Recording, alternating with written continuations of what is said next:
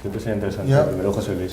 por seguir un poco con la línea que estaba marcando Pilar y José Luis, desde el punto de vista del marco normativo y legislativo, yo creo que yo apelaría primero a la Ley 3195 de prevención de riesgos laborales, porque es la base. Es decir, si normativa hay mucha, lo que pasa es que hay que cumplirla. Hay 3 puntos fundamentales que yo destacaría de esta ley y cosas que lanzo directamente a la Administración, ¿no? Por un lado, el artículo 19 nos habla claramente de la formación, la necesidad de que el personal esté perfectamente formado en su puesto de trabajo. Es decir, que si va a ejercer unas determinadas competencias profesionales, en este caso preparación, administración de un producto muy peligroso, porque tiene graves consecuencias para la salud de uno mismo y de terceros. Por lo tanto, el personal tiene que estar debidamente formado y es responsabilidad del empresario, en este caso de la Administración, que ese personal esté formado. Y además insiste la ley que en la medida en la que se pueda se tiene que formar en su tiempo de trabajo, o sea, que no encima no me pida a mí un esfuerzo de que yo fuera de mi tiempo de trabajo me forme. En segundo lugar, la vigilancia de la salud, que está perfectamente delimitada en el artículo 22 de esta ley, donde se dice que los profesionales en su puesto de trabajo, por todos los peligros que implica y demás, por supuesto, como está diciendo Pilar, es decir, hay determinados puestos de trabajo que no hace falta estar haciendo exámenes periódicos muy repetitivos en el tiempo, porque son puestos de trabajo que no implican ningún tipo de riesgo, pero en otros la vigilancia de la salud tiene que ser mucho más estrecha. Y es responsabilidad, una vez más, de la Administración que esa vigilancia se produzca, es decir, que a mí no me pueden tener en un puesto de trabajo y no me hagan ningún control médico. Y aparte que la vigilancia de la salud tiene que ser debidamente, es decir, no vale, como se hace en otros sitios, un reconocimiento médico que consiste en ver si yo oigo bien, si veo bien, tal. Eso no es la vigilancia de la salud de mi puesto de trabajo.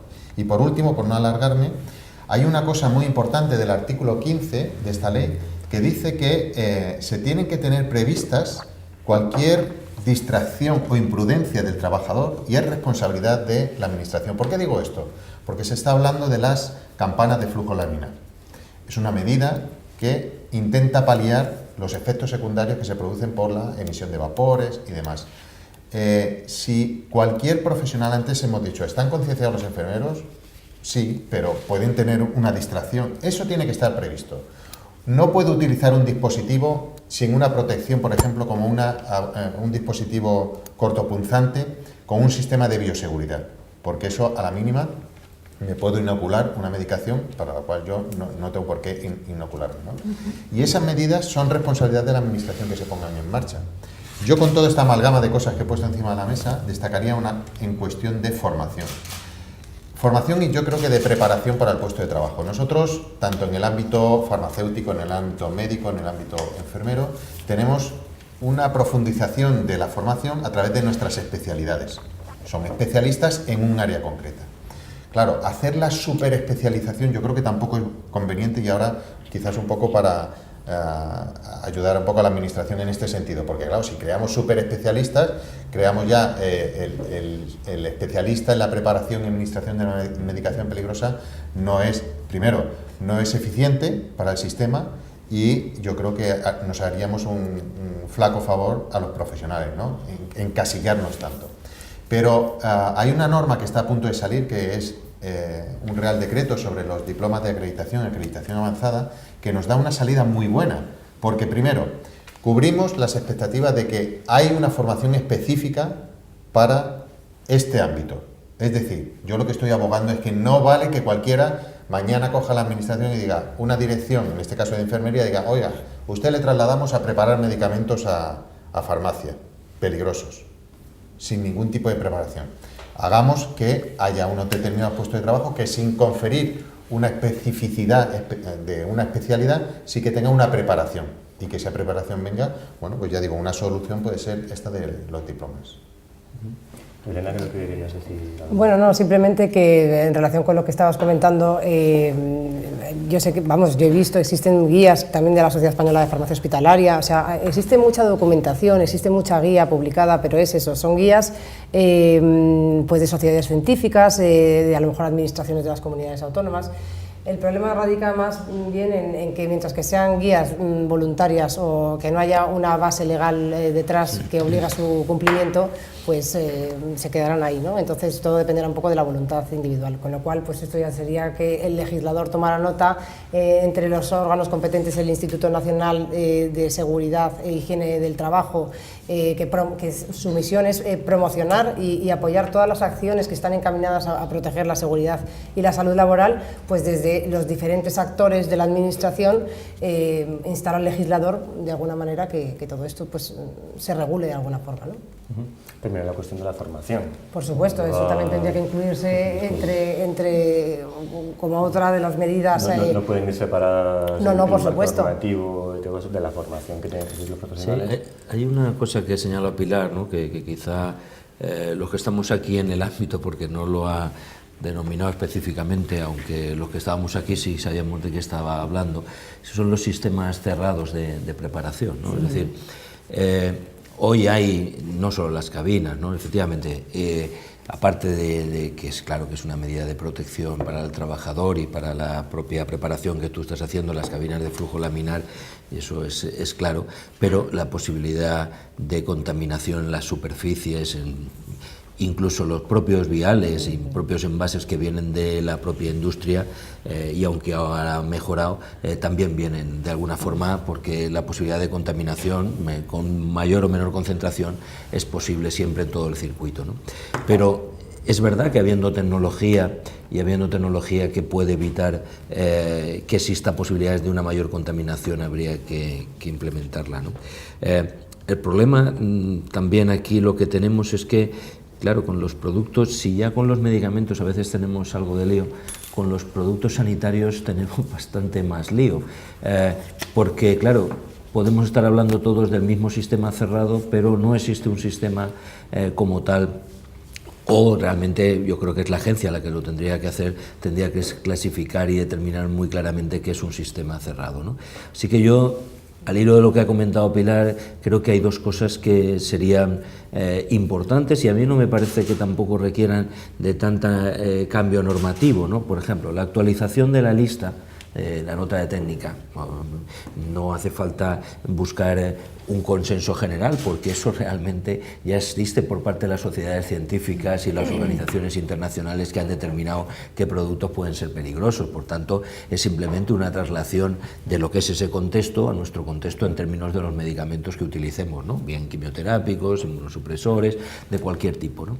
Y la otra tiene que ver con las garantías de la preparación, ¿no? Yo creo que de alguna forma esas notas técnicas también tienen que profundizar en esos sistemas que pueden ayudar desde luego a reducir el riesgo, ¿no? Y en estos sistemas cerrados reducen el riesgo. Pero también tenemos que definir claramente qué es un sistema cerrado. A mí me gustaría, evidentemente, que el Real Decreto, la nota técnica, incluyera en todo ese desarrollo la necesidad de tener sistemas cerrados, pero me gustaría sobre todo que la Administración entendiera que es un sistema cerrado, por lo menos que todos supiéramos que estamos hablando de las mismas cosas, ¿no? Porque es verdad que hay muchos proveedores que vienen con cierto marchamo de un sistema cerrado, pero que en realidad, como los requerimientos que les pedimos desde el punto de vista de la Administración no implican ningún control específico para considerar que un sistema es cerrado o no, pues podemos estar incluso teniendo la consideración de estar comprando sistemas cerrados de protección para los trabajadores y no teniendo esa consideración en otros ámbitos, por ejemplo en Estados Unidos, donde sí la FDA ha clasificado claramente lo que son sistemas cerrados y lo que no. Y como normalmente lo que ocurre también, Pilar, es que aquellos que decir, nadie da duros a 4 pesetas, pues normalmente siempre suele ser más baratos aquellos que bajo la catalogación de sistema cerrado, digamos, las garantías de seguridad no son las mismas, ¿no? Entonces yo creo que esa sí es una función de la Administración que debe de hacer, ¿no? Porque si no da pautas claras, es probable que en este lío que tenemos todos pues cometamos errores muchas veces sin siquiera teniendo la consideración de que estamos comprando las cosas adecuadas cuando en realidad no las estamos haciendo como las deberíamos de hacer, ¿no? Antes de darte la palabra, Pilar, me gustaría preguntar a Natacha, ya que hemos hablado de tecnologías y medicamentos que permiten la administración de los fármacos en casa, con el riesgo que eso conlleva, me gustaría preguntarte, Natacha, cómo es el trabajo de los profesionales, tanto pues, enfermeros, farmacéuticos como médicos, para garantizar esa seguridad de la administración del medicamento en el hogar.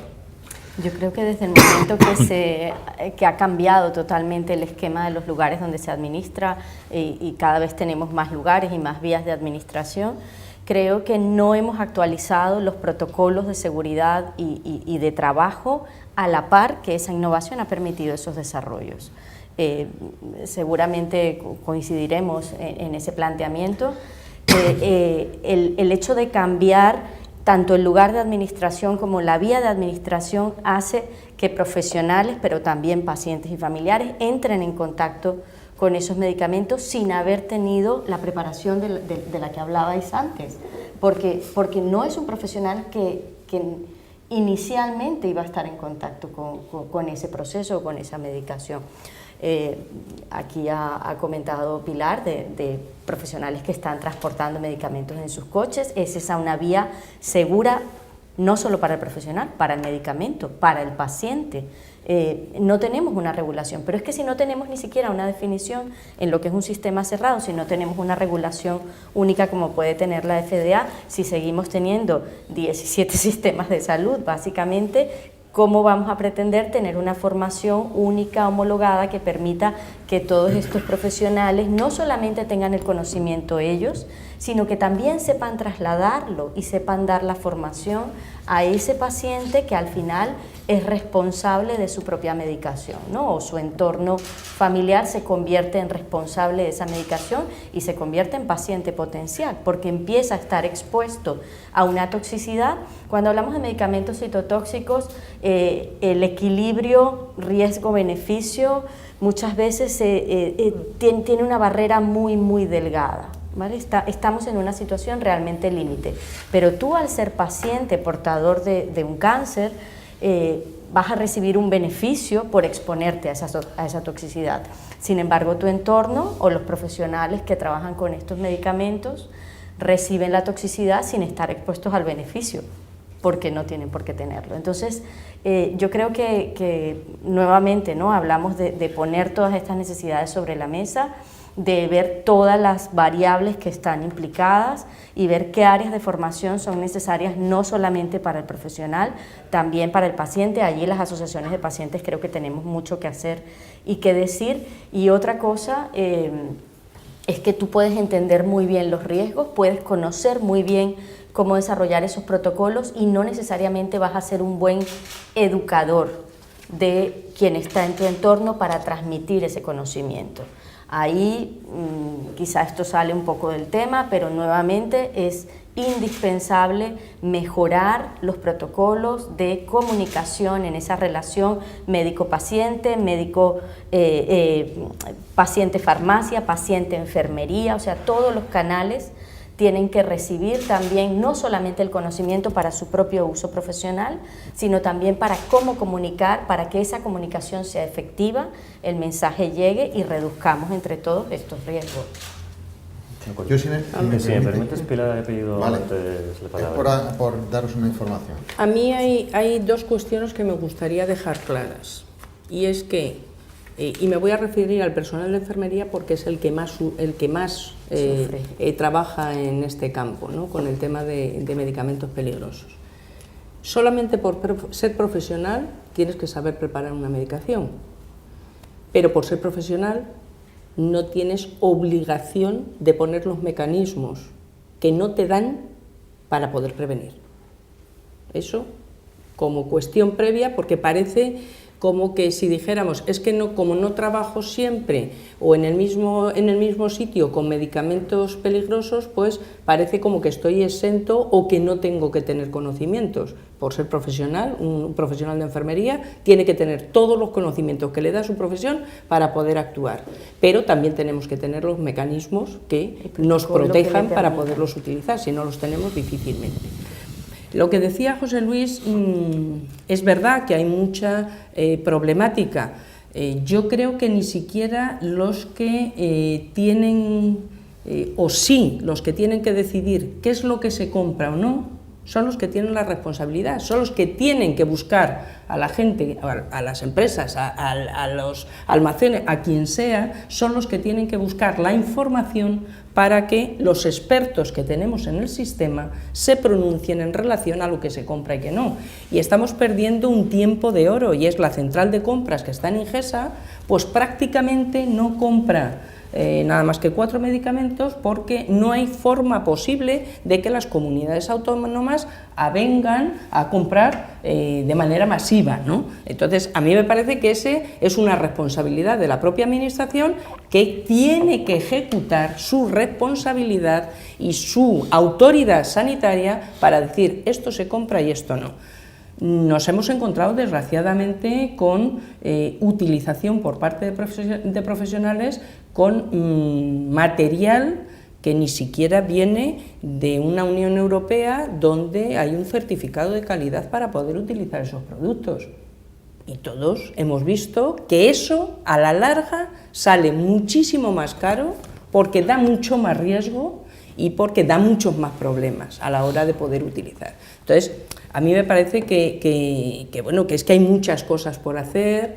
Debería de haber voluntad política y quitarnos de todas las situaciones de los gobiernos, que son otra cosa, para que aquí el beneficio tiene que ser fundamentalmente para el ciudadano y para protección de los trabajadores que tenemos en el sistema. Yo aprovecho, nosotros hemos hecho una guía que es así de pequeñita porque va en el bolsillo de los profesionales, donde explica cuál es el problema, donde explica cuál es el riesgo genético, cuál es el riesgo que se tiene, cuáles son los materiales que existen en el mercado que se pueden utilizar y que se debería haber valorado por parte de nuestro gobierno, no de nuestro gobierno, de nuestro ministerio, para poder haber hecho los cambios en las compras, y cómo te dice lo que debes de hacer para protegerte y lo que debes de exigir si no lo tienes para poder utilizar, ¿no? Entonces, yo creo que este es un problema de todos. Efectivamente hay mucha norma que no vale para nada, Nosotros tuvimos una experiencia mala con el Ministerio de Trabajo y el Ministerio de Sanidad cuando la transposición de la Directiva Europea de material cortopunzante, material biológico, los productos que se utilizaban, y hemos tenido un problema de que el material bioseguro solamente se utiliza para el ámbito de la salud. Dices, tenemos otros ámbitos como es el residencia de mayores, los centros de día, donde se utiliza material sanitario, donde hay riesgo de contaminación biológica y donde tanto trabajo como sanidad, uno por uno y el otro por otro, aquí no nos ponemos de acuerdo, los sindicatos pidiendo que se debe de incorporar el ámbito de la dependencia como sitio de riesgo y como ámbito de riesgo, y sin embargo se ha quedado fuera, que además la Directiva Europea se transpone por una orden ministerial, ni siquiera un Real Decreto. Con lo cual, cada uno hará lo que le dé la gana, donde quiera, y comprará lo que mejor le venga en gana, sin valorar cuál es la situación que existe. Entonces, yo creo que es de responsabilidad de todos, pero nos debemos de empezar a creer que la prevención es el primer paso que hay que dar para poder valorar qué es lo que se hace, dónde se actúa, y yo creo que todos juntos, tanto la farmacia hospitalaria como las oficinas de farmacia que dispensan medicamentos citostáticos, porque son pastillas, ahora se toma en enfermedades que además no solamente son cancerígenas, sino que hay otras medicaciones, inmunodepresores y tal, que se utilizan, que yo creo que, bueno, que es que aquí hay una cadena donde todos podemos opinar y tiene que haber voluntad de escucharnos, que es lo que no existe en estos momentos en ningún ámbito. Por dar una información, nosotros hemos recibido hace poco para informe una modificación de varios reales decretos, entre ellos, si no me equivoco, el 664 del 97, y tenemos una propuesta muy clara hecha a la Administración para introducir una modificación que me gustaría leerla para que veáis cómo estamos en la línea de lo que estáis diciendo sobre la necesidad incluso de que esté plasmado en una norma que es un dispositivo cerrado y qué es lo que conlleva. Fijaos, se propone que se modifique el artículo 5.2 de este Real Decreto y que diga: En caso de que no sea técnicamente posible sustituir el agente cancerígeno o mutágeno, el empresario garantizará que la producción y utilización del mismo se lleve a cabo en un sistema cerrado. En el ámbito sanitario se entenderá por un sistema cerrado es aquel dispositivo de transferencia de medicinas que impide por medios mecánicos la transferencia de contaminantes ambientales al sistema y el escape de medicinas peligrosas o concentraciones de vapores fuera del sistema. Yo creo que esto es muy importante, que era lo que decía a José Luis Poveda, porque hace falta que una norma establezca qué es un sistema cerrado y la necesidad imperiosa de que eso se implemente. No solamente que, vale, todos sabemos lo que es un sistema cerrado, pero cuando técnicamente no podemos sustituirlo por otra cosa, hay que utilizar un mecanismo adecuado. Y eso está ya plasmado en una propuesta porque se está cursando ahora mismo la modificación del Real Decreto. Quiero decir que si existe la voluntad, si encajamos ahora todas las piezas del puzzle, como decía Pilar, si hay voluntad política, si técnicamente es lo que se ha visto que es lo mejor, ¿por qué no se va a aceptar una modificación en este sentido? Es decir, yo haría un llamamiento ahora mismo y emplazaría a dentro de un año, cuando ya tengamos la modificación. Espero ver esto en el Real Decreto y si no lo veo pediremos explicaciones de por qué no se incluye una modificación en este sentido, porque es técnicamente probado que es necesaria y además hemos visto que es necesario porque en ninguna otra norma está establecido qué es un sistema cerrado. Yo creo que de lo que dices, José Luis, que creo que esa modificación es tremendamente oportuna y probablemente ya aclaré algunos de los ámbitos. Aparte de eso, el material tiene que ser clasificado como sistema cerrado y tiene que cumplir una serie de condiciones, porque, como dice el papel todo lo aguanta, ¿no? Entonces, es bueno que yo creo que es la agencia lo que tiene que hacer eso, determine cuáles son los parámetros técnicos que miden que un sistema sea cerrado y, por lo tanto, que miden desde el punto de vista garantista que ese sistema cerrado protege al operador. Si no, también podemos tener esa norma, que creo que además es imprescindible, porque si no está la norma, de poco nos va a servir que clasifiquemos algo de cerrado cuando no hay nada que te obliga a utilizarlo. Ese paso yo creo que es el primero e imprescindible, y un segundo paso es que además técnicamente consideremos los sistemas cerrados desde el punto de vista de lo que es los determinantes técnicos que fijan que un sistema sea cerrado o no lo sea, porque si no también podemos tener ahí que alguno se nos cuele por la derecha, por la izquierda. Yo creo que, Elena, los deberes que se están acumulando en la administración. Yo voy tomando nota y luego lo cambiaré. No, trabajo tiene mucho que decir también aquí, ¿eh? Bueno, es que yo creo que fundamentalmente desde la perspectiva de riesgos laborales es más...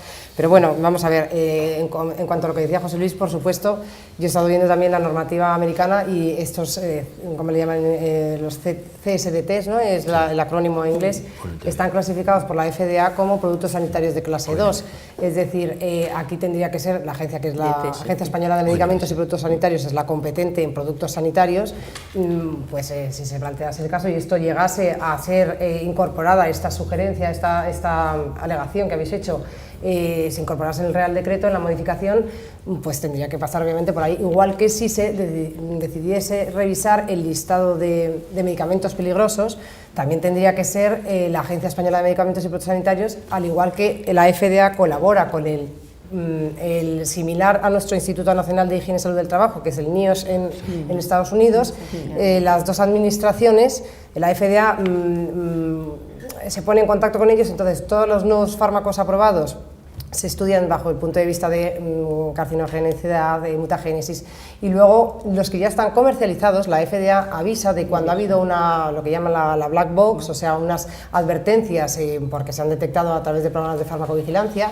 Es decir, ahí tiene que haber una interacción de ambas administraciones, la agencia, que es Ministerio de Sanidad, y Ministerio de Empleo y Seguridad Social, que es a través del Instituto. Y bueno, esos son los organismos competentes y efectivamente, pues sí, ojalá esta alegación pues llegue a un Queremos saber qué argumenta para decir que no. Pues yo creo que llegados a este punto, y esto que ya hemos desarrollado bastantes ideas, sería hora ya de empezar con las conclusiones de cada uno sobre este asunto. No sé si empezamos... Vamos a ir esta vez pues, de izquierda a derecha y empezaríamos con José Luis Cobos. Bueno, yo creo que a la conclusión a la que yo llegaría es que tenemos mucha base normativa, necesitamos algo más, pero esa no es la solución. Es decir, todos tenemos que poner un esfuerzo por llevar a cabo los mecanismos suficientes para proteger la salud tanto de los trabajadores como de nuestros usuarios, en este caso los pacientes. Creo que hay que hacer un esfuerzo en que todos tenemos que participar en el desarrollo de cualquier guía, protocolo, establecimiento de norma que técnicamente tenga que incorporar una lista de medicamentos. Es decir, en todo esto tendremos que participar todos, no tiene que ser unilateral, y no me dejaría de lado la alta participación que en este caso tienen que tener los propios pacientes, por lo que se ha dicho, porque los profesionales podemos tener una formación académica muy buena, pero en ocasiones trasladamos la responsabilidad de una administración de un medicamento a una persona que no ha tenido ningún contacto previo con una formación. Por lo tanto, yo creo que juegan un papel fundamental. Y por último, decir que la administración yo le catalogaría de muy responsable en el cumplimiento de las normas y en el cumplimiento de cualquier mecanismo que asegure tanto al profesional como al usuario final, al paciente.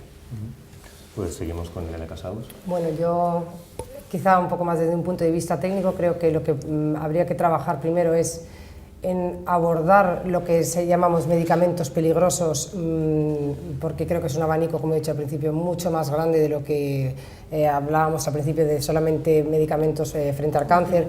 Empezar a definir qué criterios se tendrían en cuenta para incluir este tipo de medicamentos peligrosos en un posible listado que se revisase y bueno, pues tratar de aunar los esfuerzos, las distintas administraciones sanitarias y los distintos actores del sector para, bueno, realmente esto lo que estamos intentando todos es proteger la salud de los profesionales sanitarios y no profesionales sanitarios, sino también personal, familiares de pacientes que están sujetos a estos medicamentos y, bueno, en definitiva, trabajar todos en un mismo camino.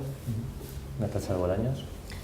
Yo diría protocolos y medios para los profesionales que se ocupan de prescribir, manipular y administrar los medicamentos a los pacientes para que no dé lugar a error y si ocurre ese error se detecte y se corrija antes de que llegue al paciente y tomando en cuenta lo que decíamos antes de los cambios en las vías de administración de medicamentos, formación clara, sencilla, fácil de interpretar y de seguir, no solamente en cuanto a la administración de los medicamentos por los propios pacientes, sino también a esas vías de eliminación, esa metabolización e eliminación de los medicamentos antineoplásicos por la toxicidad que representan ya no solo para el paciente, sino para su entorno en casa que no tiene ningún conocimiento sobre cómo manejarse en esa situación ni a qué riesgos está expuesto.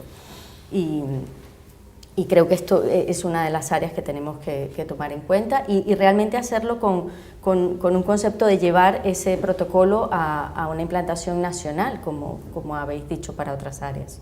Bien, pues seguimos con Pilar Navarro. Pues yo creo que lo fundamental es la formación y la información de todo el personal, que se instaure la cultura preventiva en el primer eslabón de la organización, creo que es uno de los mecanismos que en estos momentos no tenemos, y que se destine el dinero necesario para poder realizar la prevención y utilizar el material más idóneo para cada una de las situaciones.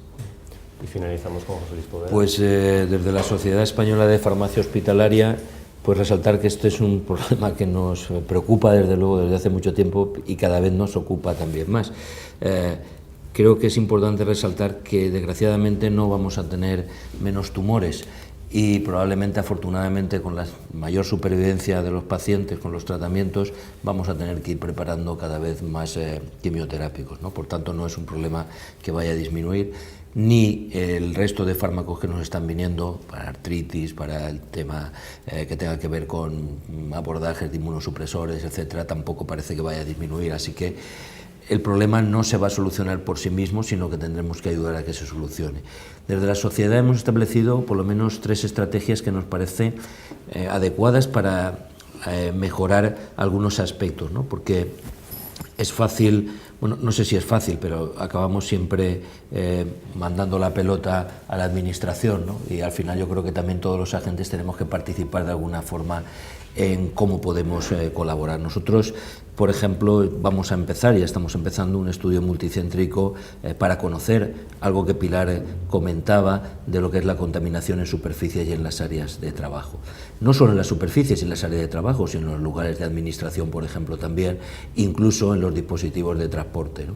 Creo que hay bibliografía suficiente, pero se ha hecho desgraciadamente en otros entornos que no son los españoles y no hay tanta bibliografía en nuestro marco. Por tanto, vamos a hacer ese estudio para analizar cuál es el nivel de contaminación. Es un estudio multicéntrico que haremos en diferentes hospitales y también que lo haremos con los sistemas cerrados y sin sistemas cerrados para ver realmente cuál es el impacto que se produce, no porque haya que continuamente demostrar lo que ya está demostrado, pero creo que además las condiciones de trabajo que cada uno vaya a hacer en su entorno pueden modificar sustancialmente esa contaminación.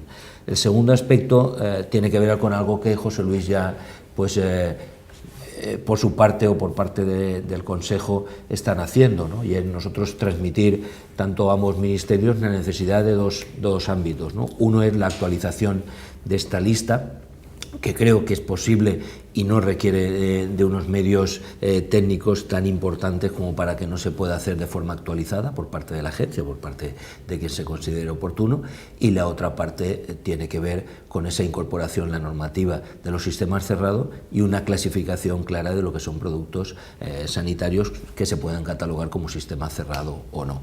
Y esas creo que al final pueden ser un poco lo que tenemos que apoyar desde todos los puntos de vista para que eso sea posible, ¿no? De todas maneras, bienvenidos sean ya los avances que se van produciendo, porque probablemente, aunque nos parezca mentira, si no hubiéramos iniciado a lo mejor todas estas reflexiones y estos consensos, pues a lo mejor tampoco habíamos dado esos pasos, ¿no? Bien, pues a todos los invitados, muchas gracias por participar en este debate. Oye, y nos vemos en la siguiente edición de los debates de Sanitaria 2000.